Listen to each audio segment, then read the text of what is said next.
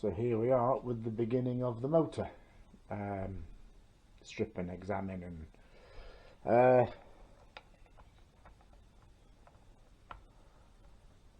that's a good old ankle buster, isn't it, that one? Yeah, she's looking a bit tired in there, looking a bit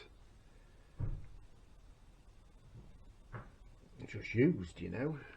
So I think the thing to do, we'll get her apart, get her checked, and take it from there. The good old XT500 motor. So yeah, okay, let's take it stage by stage. And we're back. Head removed. Yeah, I think on one of the very first videos there was no oil in the actual oil tank side of the frame, you know what I mean? Yeah, it's because most of it's wet sumped itself back into the engine, so more fool me. No, never mind. I ain't expecting that to be pretty empty. Yeah, there was a little bit more than pretty empty still in there anyway, so lesson learned. But anyway, there we go. So clutch cover off, and to get to everything that I need to get to, and literally just pull the head off. So heads off, we're on a plus 5.5, so it's gone up 2 sizes, 0.25 to 0.5. so she's been rebored at some point in its life. Yeah, somebody's been in, you know, people have been in here, but more to the point, can we see this? Not sure. There's a socket in there. Yes. So I don't know what horrors I'm going to get with that, if I get any. You never know. Let me find my torch. There's a socket still wedged onto the cylinder retaining bolt, like in there, and in there, and in there we have a socket still in there. Now I don't know if you, same as me, but I have all my sockets in the trays in the top of the cab at the side of me here, and if one's missing it stands out like my teeth. So somebody's missing a socket, but we'll see what we get up to with that. I've got a bit of a dreading feeling over this, but anyway, let's see what we get. So yeah, so as I say, she's been rebored.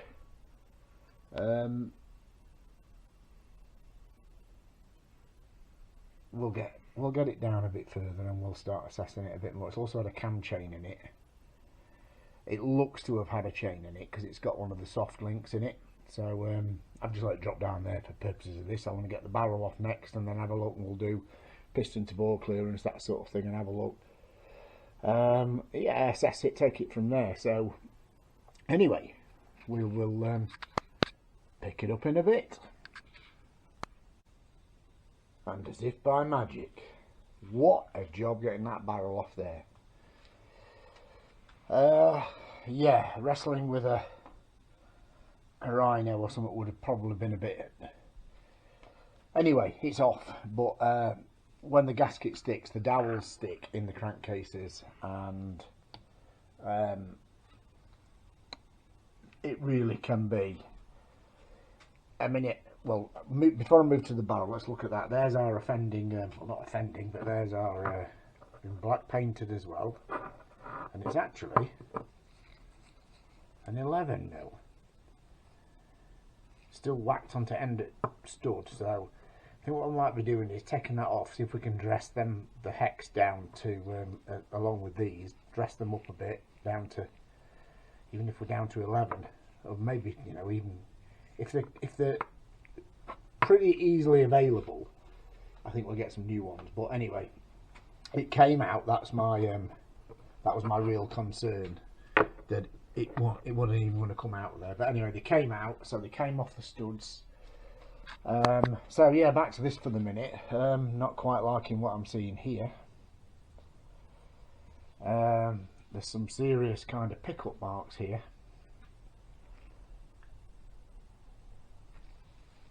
They actually look worse than they feel, but they are there, aren't they? You know, they are there. I think it's going to have to be have a chat with the owner about this. Obviously I'm going to take it off and do some bore measurements, but also, I don't know if you can see this, where is it now, moving that round, that oil scraper ring's been installed wrongly. You know, I'm not picking anybody up or anything like that, but I'm just saying it's a 3-piece ring, this oil scraper, made up of 3 different components. So the top and bottom side of it, as you can see there, they should be kind of like 120 degrees to each other, but they're actually in line there, which would allow oil essentially up past that bit. Anyway, it's installed wrong, but obviously we'll put them in different positions when we come back. I'm going to put in.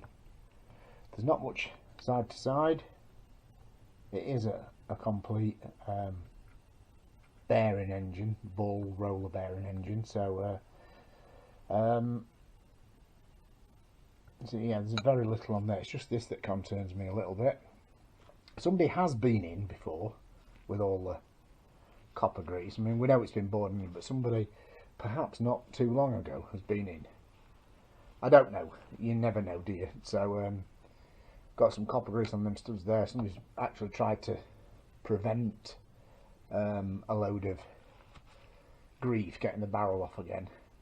But I think around this side of the barrel as well, if I can just move that on, it's sat on a block there for the minute. We've also got pickup marks there as well. Not bad, but little pickup marks there as well. So, what's the cylinder like? Let's have a look. Let's give this a bit of a wipe up again. What's the cylinder like? Let's have a look.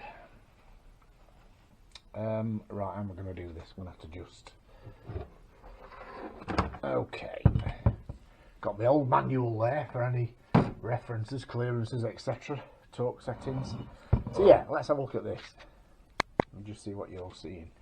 Right, just to pick this up, this was not me, okay? This was already here. This damage here, I don't know what's hit that. It's been painted over, but yeah, it was already there.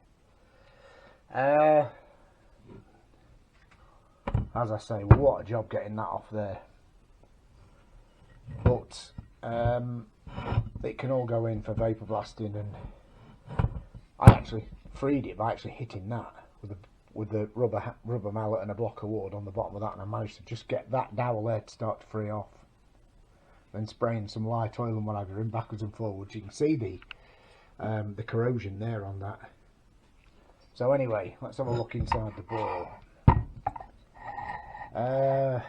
Right, can you see this? The bore itself looks like, I mean, it's a cast iron liner in there, so the bore itself at the minute, from what I'm looking at, that's my copper grease finger marks in there. The bore itself looks like it'll go again, you know. I think we need to do some accurate measuring now and take it from there. But yeah, we have got some pretty serious sort of pickup marks, but why? That's the you know, why was it? Don't know. Why have we got that happening there? So anyway, we're going to have to look a little bit further into it, and as soon as we get this oil mopped up, the last of this oil mopped up, cleaned up, little stones here that fall out the fins, get everything cleaned up again, bit of a tool up again, and we'll go a bit deeper. Okay, let's have a look. Back to piston clearances. Okay, as we can see there, Yamaha are saying that we should be, where am I again?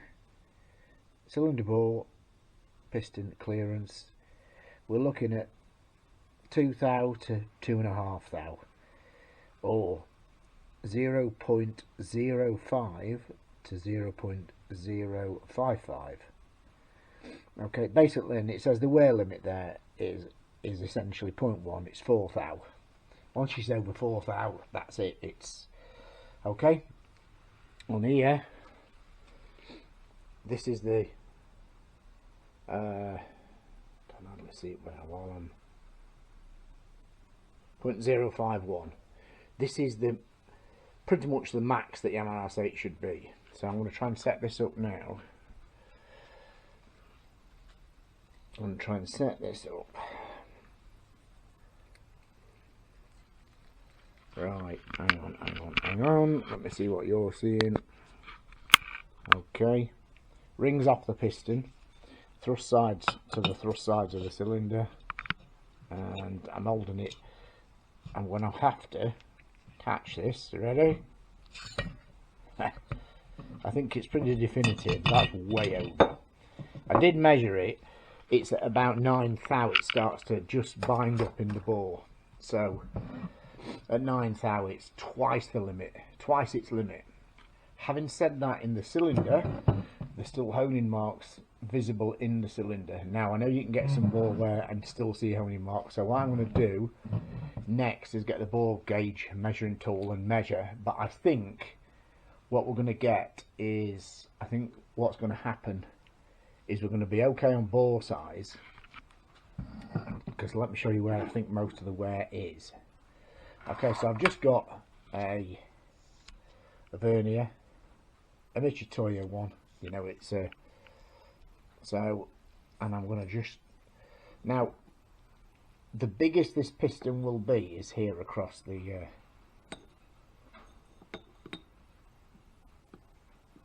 and if I can just settle that down on there,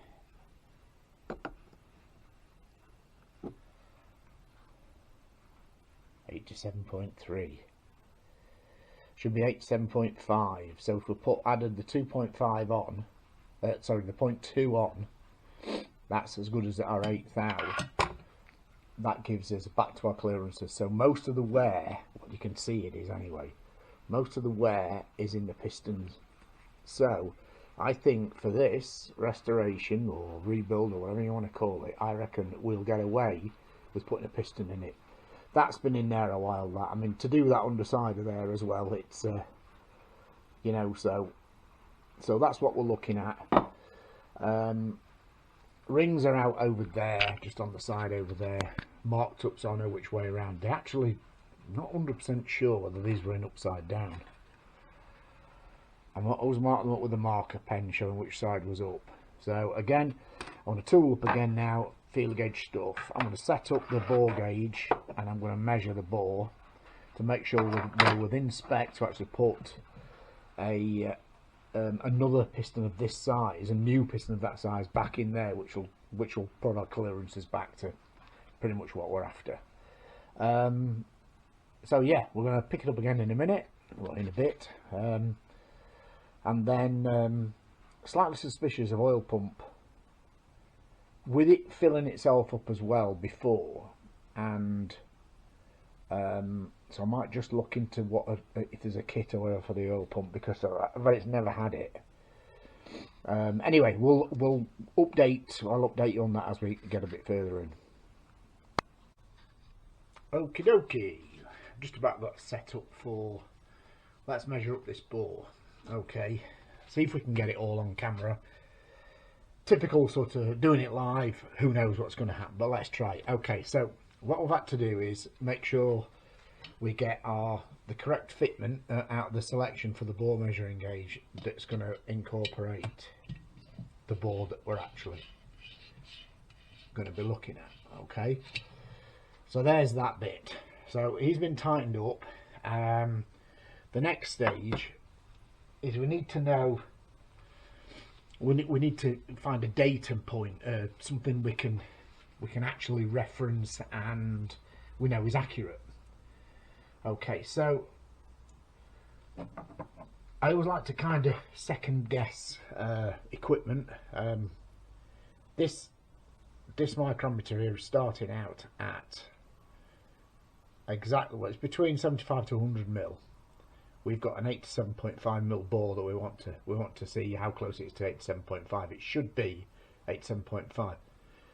So we've now got our, I know, an old set, and it's got a little chip out of that tooth there, but as long as I stay on that bit there, it's had a hard life like me, this vernier. So okay, so I'm gonna have to go that way around. I'm gonna try and, I've got this micrometer set to 75, and again trying to do it on, I think we're pretty definitive that we're 75. Yeah, there we go. Okay, so we've checked our micrometer. Okay, so I'm going to wind this out now too. What I'm going to try and do is, you'll hear me counting it because but we're at 75 gap there, but we're on 87, so we're at 75. Just let me wind her out. The lighting here is a bit crap, so just let me keep going. I'll hold it like this so I can see the. Okay, so we're 80. Let's just see where we are.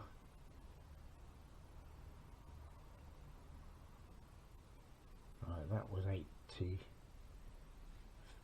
there. 85 and a half.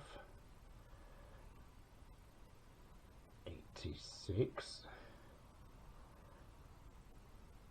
86 and a half. 87 and 87.5. Let's lock it off. Okay, let's just go and check. Just let me see if I can get that in there. I don't know if the camera's picking this up, but I'll try and move it back to. Okay, 87.5.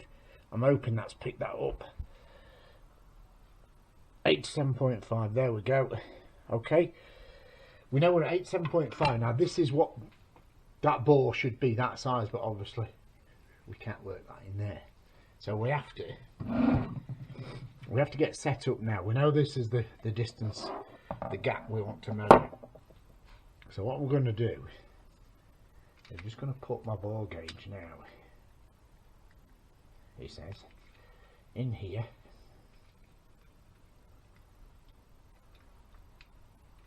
Wow, why's that not been in there? I like that. Let's just put it on and make sure that we need to make sure. See, at the minute it's in there, but it's not working it as I press the plunger. Okay, so I need to go down a bit. Try it at that. Nope. That must be because it started to. Now we don't. I'm just going to press too hard on there because I don't want it to. Okay, so it's still going up and down. Right. So what we've got now. I'm just going to come out just a nod. Still got it, I think, hasn't it? Yeah. Okay. So what we've got now is we've got the gauge sat in. Just see what you're seeing here. Just a second. Right. We've got the gauge sat in our. Basically, as I move this plunger on the bottom,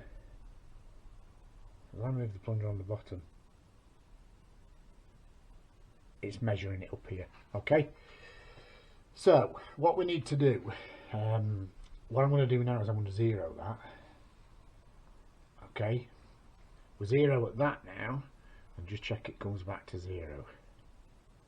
Every time I press it, it will come back to zero. We're testing our equipment. Okay, we don't want any false readings here. We're testing the equipment. See, now he's just gone to zero, and is that just the heat from the hands in there, or testing it and it goes back to zero? Okay, so now what you've got to do, this is the, I always find this the real fiddly tricky bit to do this. Always kind of improvising. I'm going to put the micrometer on there. We know that that is set between Let's see what you're seeing again. We know that the micrometer is set. Tip it that way a second. The faces between here are set exactly what we want to be measuring. Okay. So what I've got to try and do is get this in the middle of here, in there,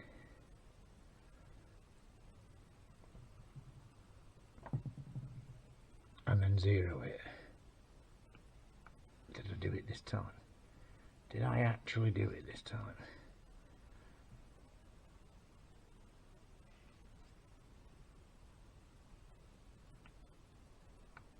So fiddly.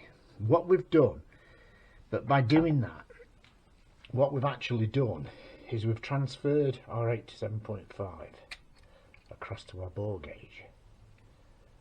We've transferred our, I'm just checking it out over here. It might be easier if I put the freaking bore gauge down and do it that way, because this micrometer's heavier than the. So what I'm trying to do is just to get this sat in the centre of the micrometer's jaws and zero it.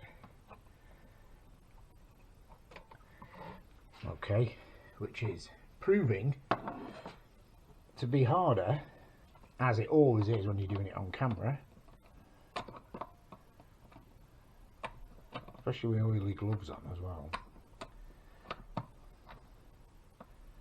normally have my glamorous assistant here for this. Got him there. Got him there. Right, I've just zeroed that.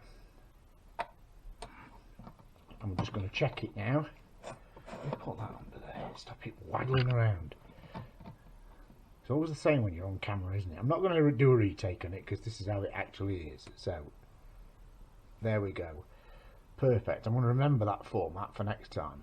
Okay, he's actually zeroed. If I can just move that to there, zeroed at that with that like that. Okay, we've now transferred, without it letting it fly out, our 87.5 from here into here. So on live filming, the thrust face is what always takes. I'm going to start by measuring in there, and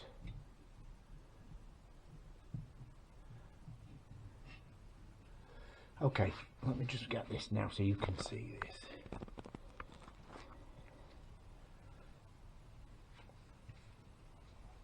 Now at any point on here,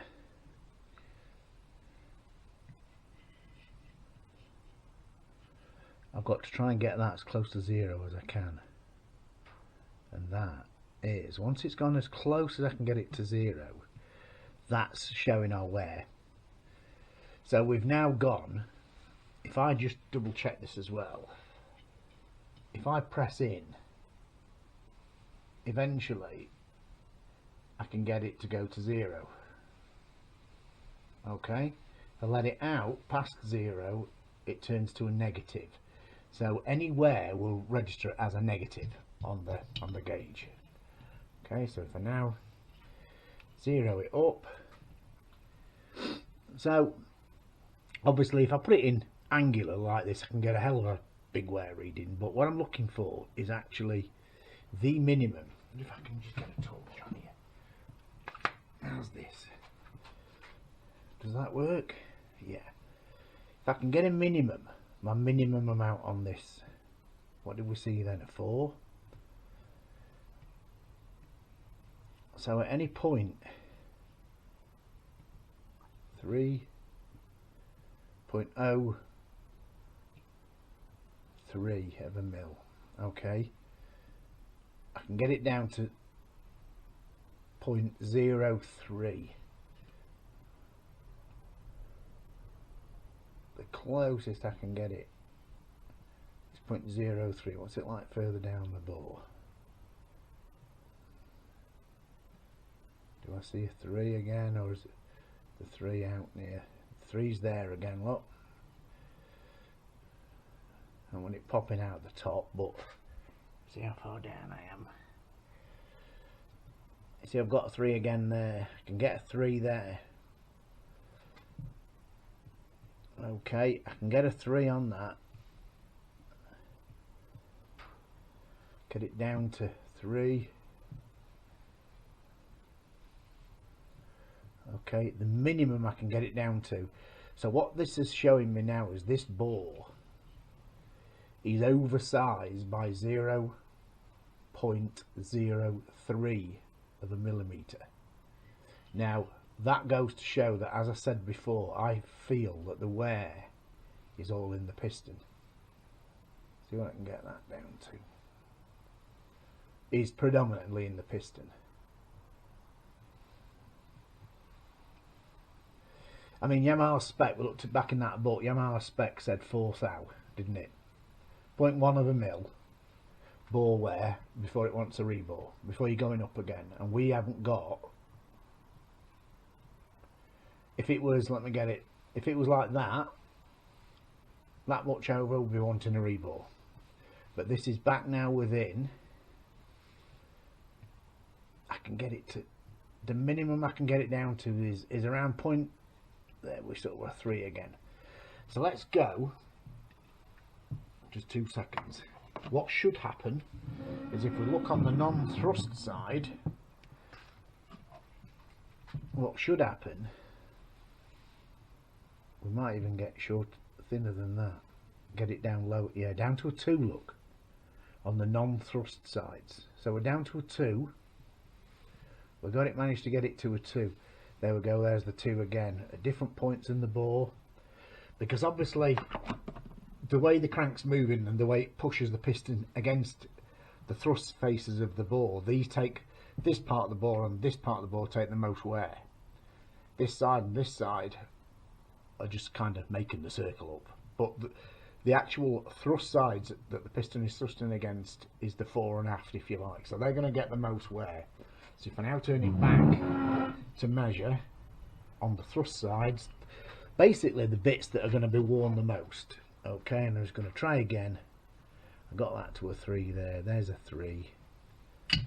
The 2 there as it pops out the underneath. But I'm pretty happy with the fact now. Let me get that out from under there. I'm pretty happy with the fact that that barrel will go again.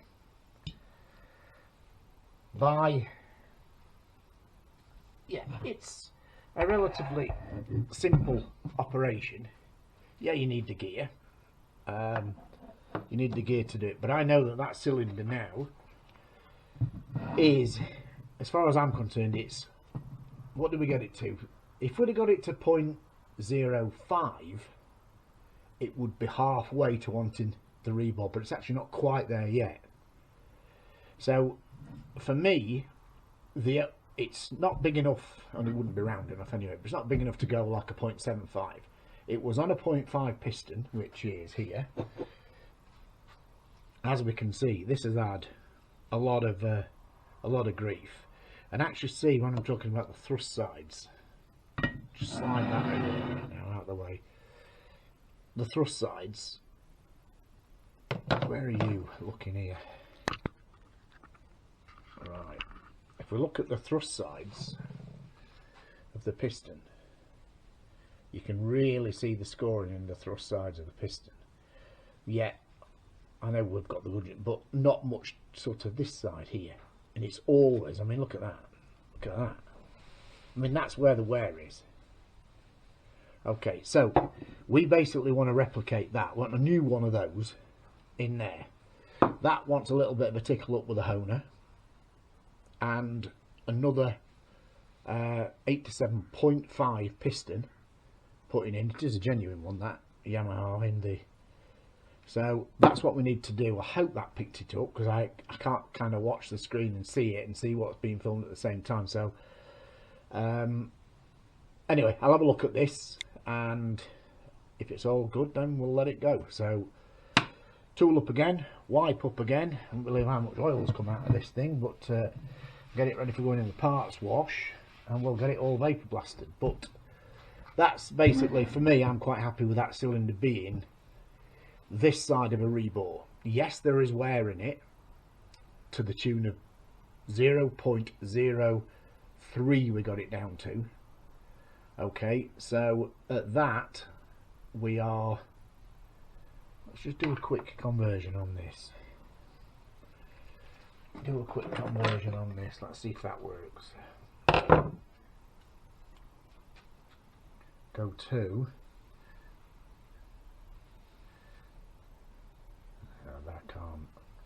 that I can't. Oh, can. Right, 0.03, which is the where we, that, or does that work? Going through them jaws, perhaps not. Let's just have a look then. Change it to, and it is 1.5 thou. When you work it in the old money, it's 1.5 thou. When you cross it over from 0.03, which is what we saw on the gauge, change it over to thous, it's actually just moved. Yet it's 1.5 thou wear in that bore from the 87.5. And do you know what? That could have even been the guy who bored it. Having said that, no, actually, because we got it down to a 2, didn't we? But what we're saying is the bore's okay, thank God, so we don't have to be pissing around with a rebore. The bore's okay, we need a new piston in it, end of, to be back to Yamaha spec. So thanks for watching on this one again. We'll pick it up in this bottom half, and we'll catch it in a bit.